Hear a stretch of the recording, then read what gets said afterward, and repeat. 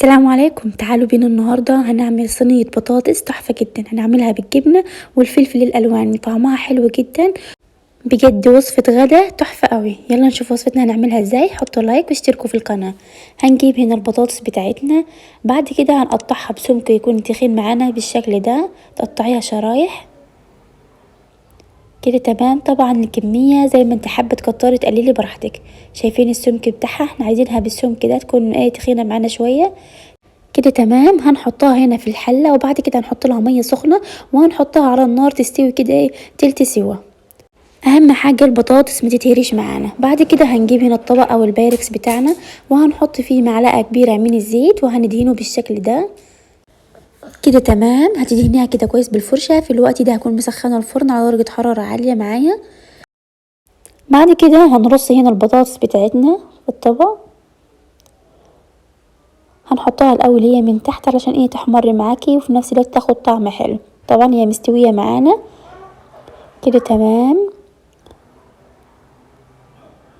جهزت معانا كده خلاص.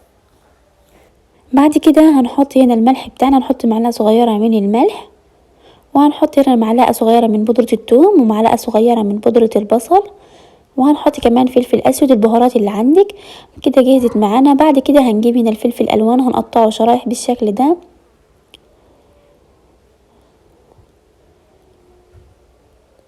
كده تمام. هنجيب كمان الفلفل الاخضر،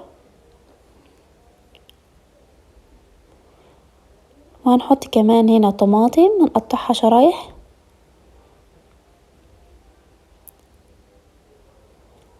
كده تمام، جهزت معانا. بعد كده هنرص هنا الخضار بتاعنا. هنحط الطماطم الاول، توزعيها بالشكل ده في الطبق بتاعك.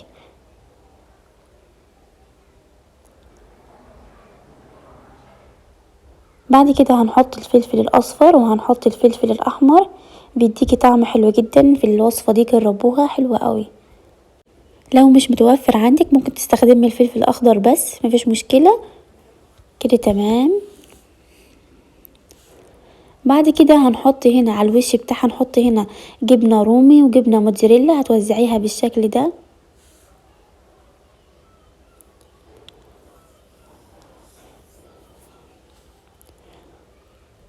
لحد ما تخلص معاك الكمية كلها، توزعيها بتدي لها طعم حلو جدا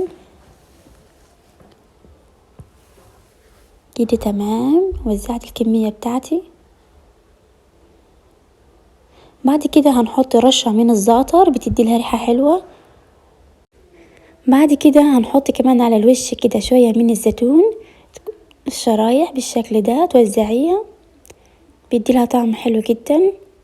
بعد كده هنحط هنا معلقة من الزيت كده على الوش بالشكل ده، وهندخلها الفرن من تحت الاول. بعد كده هنديها وش من فوق كده خلاص. استوت معايا بعد ما طلعتها، ريحتها حلوة جدا وكمان طعمها حلو قوي. هنقطعها بالشكل ده تقدميها. شايفين البطاطس مع الجبنة حلوة جدا، طعمها كمان تحفة قوي. جربوا الوصفة دي وان شاء الله تعجبكم.